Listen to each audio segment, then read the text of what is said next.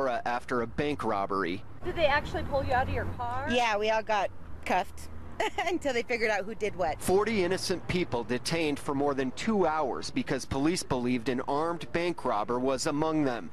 The chief said today they had a virtual certainty. What's a virtual certainty?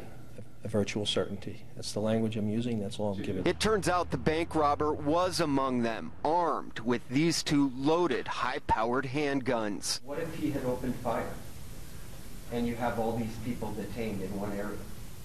Yes, we were very concerned about that. That's why my understanding from the description of how we handled the tactics at the scene was that was extremely well done. The law is clear that investigative detentions are lawful for a reasonable period of time. But legal expert Jim Miller argues that raises a ton of questions about civil rights violations. The concern is that the officers, I guess, who were involved couldn't point to any of these people they stopped and say, here's my articulable suspicion for believing you did something wrong. Many experts believe it may have been an error in judgment that could cost Aurora in the long run. They could individually file their lawsuits for false arrest, that kind of thing.